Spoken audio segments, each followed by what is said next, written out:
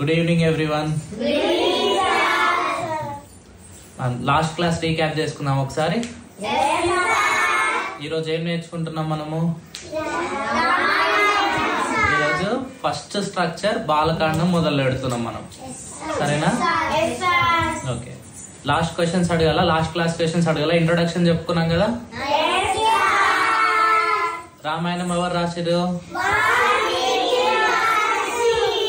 Good. Ramayanam ఎన్ని శ్లోకాల్లో రాయబడింది? Very good. ఎన్ని స్ట్రక్చర్స్ లో ఉంది రామాయణం? రామాయణం ఎవరు చెప్తే రాసిందో? ఎవరు రాసిరు? Okay good. ఇప్పుడు సైలెంట్ కూర్చోండి. ఈరోజు మనం బాలకాండం ఫస్ట్ నుంచి తెలుసుకుందాం. ఈరోజు బాలకాండం ఒక్కొక్కటి 7 స్ట్రక్చర్స్ లో ఇలా ఫస్ట్ బాలకాండంలో ఫస్ట్ 4 పేజెస్ నేర్చుకుందాం. సరేనా? అది ప్రాచీన కాలంలో ఒక మహర్షి ఉండేవారు. ఎవరు? వాల్మీకి మహర్షి ఉండేవాడు. ఆయన ఎప్పుడు భగవంతుని లీలలు అంటే ఆయన ఎప్పుడు దేవుణ్ణి స్మరిస్తూ ధర్మం సత్యం గురించి వాళ్ళ శిష్యులతో చర్చించుకుంటా ఉండేవాడు. అంటే ఎప్పుడు ధర్మం గురించి ఎప్పుడు సత్యం గురించి వాళ్ళ శిష్యులతోని చర్చించుకుంటూ ఆయనని ఆనందపడుతూ ఉండేవాడు అనమాట. ఒకరోజు ఏమైంది? వాల్మీకి ఒకరోజు కృష్ణ చైతన్యామృతమును తన శిష్యులకు చెప్తా ఉన్నాడు, వివరిస్తా ఉన్నాడు. వాళ్ళకు వివరించేటప్పుడు అప్పుడే అక్కడికి శ్రీ నారద మహర్షి వచ్చిండు అనమాట. అప్పుడు శ్రీ నారద మహర్షి దేవతాలోకం నుంచి తిరుగుతూ భగవంతునికి కీర్తి ప్రచారం చేస్తూ ఆ ప్లేస్కి వచ్చిండు అనమాట. నారదుని చూశాక వాల్మీకి మహర్షి మరియు తన శిష్యులు అతనికి ఏమేమి ఇస్తారు? ఆసనం, పాడ్యం, ఆర్గ్యం ఇచ్చారు. ఆసనం అంటే ఆయనకి కూర్చోవడానికి కుర్చీనిచ్చారు. పాడ్యం అంటే మన కాళ్ళు కడుక్కోవడానికి వాటర్ ఇచ్చారనమాట. ఆర్గ్యం అంటే చేతులు కడుక్కోవడానికి వాటర్ ఇచ్చారు. ఓకే. ఆర్గ్యం అంటే మనకి ఇంకో మీనింగ్ ఉంది. పంతుల్లో స్వాములు ఉంటారు కదా, వాళ్ళు ఇప్పుడు మన కలశంలో కానీ బిందెలో కానీ కుంకుమ, పసుపు, గంధం, అక్షంతలు వేసి దేవుని సమర్పిస్తారు కదా, దాన్ని కూడా ఆర్గ్యం అంటారు అనమాట. తర్వాత నారద మహర్షిని అడిగిండు. ఎవరు? వాల్మీకి మహర్షి. ఓ మహర్షి, ఈ భూలోకం మొత్తంలో సత్యపరుడు అంటే అసలు అబద్ధాలు ఆడని వాడు, నిజాలే మాట్లాడేవాడు, ధర్మశీలుడు అంటే ధర్మాన్ని పాటించేవాడు, ఎవరికి హాని చేయాలనుకోని వాడు, బుద్ధిమంతుడు, శక్తిమంతుడు, మనసును నిగ్రహం చేసుకునేవాడు, అందమైన రూపం కలిగిన వాడు, ప్రేమ మరియు దయ కలిగిన వాడు మనిషి ఎవరైనా ఉన్నారా అని వాల్మీకి మహర్షి నారద మహర్షిని అడిగిండు అనమాట. ఒకవేళ ఉంటే అతను ఎవరు అని వాల్మీకి మహర్షి అడిగిండు. అప్పుడు నారద మహర్షి చెప్తాడు అనమాట. ఏమని? ఓ వాల్మీకి, ఇక్కడ ఇక్ష్వాకు రాజవంశంలో పుట్టిన దశరథ మహారాజు పుత్రుడు. దశరథ మహారాజు ఎవరు?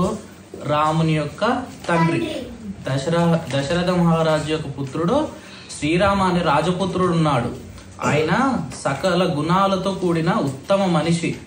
ఆయన మహాశక్తులు, మర్యాదస్తులు, మహానుభావుడు అని రాముడు రూపం గురించి అట్లా చెప్పిండు అనమాట. తర్వాత ఆయన మనసు, ఆయన గుణం ఎటువంటిది, ఆయన రూపం ఎటువంటిదో వివరిస్తాడు. ఎట్లా? రాముడు అజానుభావుడు.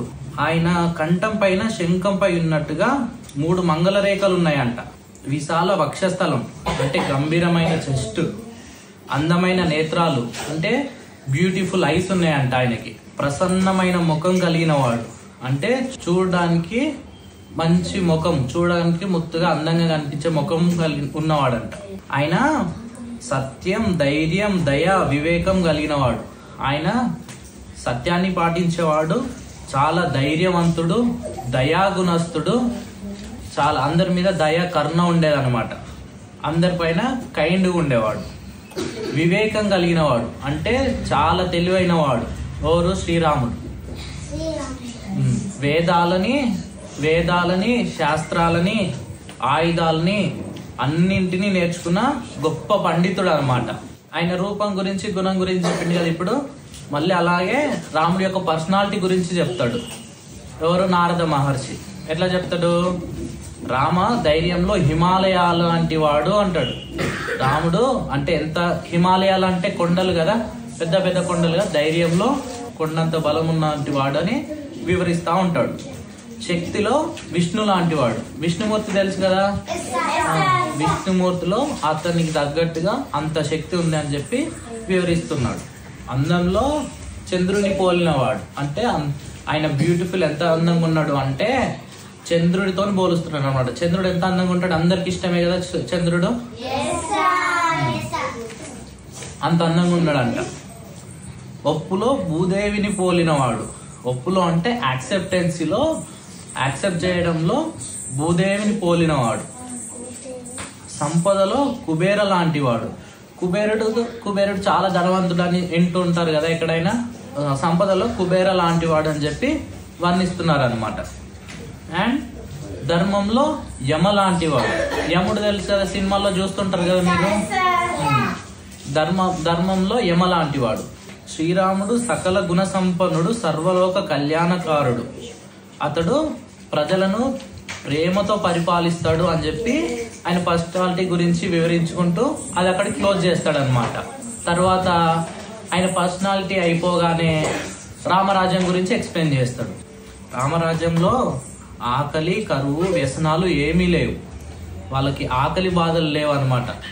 అంటే రాముడు అంత మంచి చూసుకుంటున్నాడు. వాళ్ళకి అక్కడే పాలు, పళ్ళు అన్నీ అక్కడే వాళ్ళకి అక్కడ రాజ్యంలోనే, అడవిలోనే దొరుకుతున్నాయి వాళ్ళకి. అందుకే కరువులు ఏమి లేవు, వ్యసనాలు ఏమీ లేవు. అందరూ సంతోషంగా సమృద్ధిగా జీవిస్తున్నారు. అక్కడ ఇవేం లేవు కాబట్టి ఆకలి లేదు, ఆకలి బాధలు లేవు, కరువులు లేవు. ఇంకోటి ఏంది, పాలు, పళ్ళు అన్ని దొరుకుతున్నాయి వాళ్ళకి. దొంగలు లేరు, ఇంకా వ్యాధి లేదు, దుఃఖం లేవు, ఏమి లేవు కాబట్టి అందరూ సంతోషంగా సమృద్ధిగా జీవిస్తున్నారు అన్నమాట. స్త్రీలు పతివ్రతలుగా ఉండేవారు. ఎవ్వరికి విద్వత్వం లేదు. నేచర్లో భూకంపాలు లేవు, వరదలు లేవు. అందుకే వాళ్ళకి కరువు కూడా లేదు. మనకి ఇప్పుడు మనం పంటలు వేస్తాం కదా మన చేనులో, వరి, మనం మొక్కజొన్న, పత్తి ఎక్కువ పండిస్తాం కదా మన దగ్గర.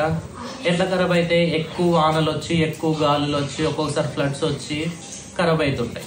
అట్లా వాళ్ళకి అక్కడ ఏ భూకంపాలు, ఏ కరువులు లేవన్నమాట. అక్కడ ఏం లేనందువల్ల వాళ్ళకి ఎప్పుడు పాలు, పళ్ళు ఎప్పుడు దొరుకుతున్నాయి. అందుకే వాళ్ళకి ఎప్పుడు ఫుడ్ ఉంటుంది, మంచిగా సంతోషంగా జీవిస్తున్నారు అందరూ. ఇంకా ఇదంతా అవుతుంటే రామరాజ్యాన్ని ఎన్ని సంవత్సరాలు, 11,000 సంవత్సరాలు రాజ్యాన్ని పరిపాలించిన తర్వాత శ్రీరాముడు వైకుంఠానికి పోతాడు. వైకుంఠానికి వెళ్తాడని చెప్పి నారద మహర్షి క్లోజ్ చేస్తాడు అనమాట. ఇప్పటి వరకు వాల్మీకి నారద మహర్షి ఆన్సర్ చేసిండు. వాల్మీకి మహర్షి, భరద్వాజుడు ఇద్దరు కలిసి తమసా నది తీరానికి పోతారు. అక్కడ నారద చెప్పిన, ఇప్పటిదాకా నారద అన్ని చాలా విషయాలు చెప్పిండు కదా, అక్కడ నారద చెప్పిన విషయాలు అన్ని గురించి ఆయనలో ఆయన గుర్తు చేసుకుంటూ ధ్యానం చేస్తూ ఉంటాడు. ఎవరు? వాల్మీకి మహర్షి. అప్పుడు అక్కడే ఒక క్రౌంచ పక్షుల జంట చూస్తాడు అనమాట. క్రౌంచ పక్షులు అంటే ఏంటివి? అక్కడ నదీ తీరానికి వెళ్ళేది కదా, తమసా నది తీరానికి వెళ్ళారు కదా. అక్కడ ఏముంటాయి ఇప్పుడు నదీ తీరాన అంటే ఆ నీరు కాకులు కానీ, కొంగలు కానీ, లేదా స్వాన్, మన బాతులు కానీ ఏవో ఉంటాయి కదా. అప్పుడు ఆ రెండు పాడుతూ ఆనందంగా జీవిస్తున్నాయి అనమాట. అక్కడ రెండు పాడుతూ ఆనందంగా కనిపించినాయి వాల్మీకి మహర్షికి. అప్పుడు అకస్మాత్తుగా ఒక నిషిధ వేటగాడు వచ్చి బాణం విడుస్తాడు. ఆ బాణం విడిస్తే ఏమైంది, దాంట్లో ఓ మగ పక్షి చనిపోయింది. అది చూసిన ఆడపక్షి ఇంకా విలవిల్లాడుతూ దుఃఖంతో అర్ధనాదాలు చేసింది. ఆ మగ పక్షిని చంపిపోయింది కదా, వీళ్ళు మంచి హ్యాపీ మూమెంట్ లో ఉన్నప్పుడు ఆ మగ పక్షిని చంపేసిండు. ఇంకా ఇది వాళ్ళు ఎప్పటి నుంచో ఫ్రెండ్స్ కదా వాళ్ళు, ఇంకా చాలా శోకంతోని, దుఃఖంతోని అర్ధనాదాలు చేసింది అనమాట. ఈ విషాద సంఘటన వాల్మీకి మహర్షి చూసి దాంట్లో నిమగ్నం అయిపోయాడు. అంటే చూసి బాధపడుతూ ఉన్నాడు. అప్పుడు ఆయన ఆవేశంలో ఒక శ్లోకం అంటాడు అనమాట. ఒక శ్లోకం చెప్తాడు. చెప్పాలా ఆ శ్లోకం? మా నిషాద ప్రతిష్టాం త్వమగమ శాశ్వతీ సమా యత్క్రౌంచ మిథునాదేకం అవధి కామమోహితాం అని చెప్తాడు. దాని అర్థం ఏంటంటే, ఓ నిషిద, నువ్వు ఆనందంలో ఉన్న క్రౌంచ పక్షిని చంపావు, నీ మనసుకి జీవితాంతం నీకు మనసుకి శాంతి లేకుండా నువ్వు జీవించాలని చెప్పేసి శపిస్తాడు అనమాట. ఆ వేటగాన్ని వాల్మీకి మహర్షి శపిస్తాడు. ఆ శాపం ఒక శ్లోకం రూపంలో వచ్చిందని దాని తర్వాత ఆయనకు అర్థమవుతుంది. ఆయన కోపంలో బాధతో అన్నాడు కదా, కోపంతో బాధతో ఒక శ్లోకం వచ్చింది కదా, ఆయన మళ్ళీ జస్ట్ రిపీట్ చేసుకుంటుంటే అనిపించింది. అప్పుడే ఆయన గ్రహించాడు ఏమని, శోకం నుండి శ్లోకం పుట్టింది అని. ఆయన బాధతో అన్నాడు కదా, శోకం అంటే ఆయన ఏడ్చుకుంటూ బాధ, శోకం నుండి ఒక శ్లోకం అన్నాడు కదా, అప్పుడు ఈ సామెత వచ్చింది, శోకం నుండి శ్లోకం పుట్టింది అని. ఇలాగా రామాయణం కావ్య రూపంలో జన్మించింది. ఎందుకంటే ఇది ఫస్ట్ శ్లోకం కాబట్టి ఇది కావ్య రూపంలో జన్మించింది అని చెప్పి చెప్తారు. ఈ స్టోరీకి ఒక మంచి మోరల్ చెప్పండి. పక్షి దగ్గర కదా, నేను చెప్తా వినండి. మన వాల్మీకి మహర్షి ఏం చూపించిండు, ఎప్పుడైతే మోపక్షిని చంపిండో కరుణతోని ఆయన నిమగ్నం అయిపోయిండు అక్కడ. కరుణ అనేది హార్ట్ ఆఫ్ ద స్టోరీ అని చెప్పొచ్చు ఈ రోజుకి. అంటే మనం కైండ్గా ఉండాలి కదా, ఇతరుల పట్ల అందట్లా ఎవరికి హాని చేయొద్దు, కైండ్గా ఉండాలి. అంటే వాళ్ళ గురించి ఆలోచించాలి, ఆపోజిట్ పర్సన్స్ ని బాధ పెట్టొద్దు. ఆయన కోపం బాధ కూడా ఒక కవిత రూపంలో వచ్చింది. క్వశ్చన్ అడగల, ఈ రోజులో క్వశ్చన్ అడగల. ఈరోజు చెప్పిన దాంట్లో క్రౌంచ పక్షిని ఎవరు చంపిరు? Very good. ఓ నిషిత వేటగాడు. నేమ్ ఏం మెన్షన్ చేయలేదు కాబట్టి ఓ నిషిత వేటగాడు అన్నారు కాబట్టి రైట్ ఆన్సర్. రామరాజ్యంలో ప్రజలు ఎలా జీవిస్తున్నారు? ప్రశాంతంగా ఆనందంగా జీవిస్తున్నారు, సమృద్ధిగా జీవిస్తున్నారు. ఎందుకు అంటే వాళ్ళకి ఆకలి బాధలు కరువులు ఏమీ లేవు, దొంగలు లేవు. అండ్ మీరు వీడియో చూసే వాళ్ళకు మీకు ఇంకో క్వశ్చన్, మీరు కామెంట్స్ లో చెప్పండి. శోకం నుండి శ్లోకం పుట్టింది అంటే ఏంటి అర్థం? జై శ్రీరామ్.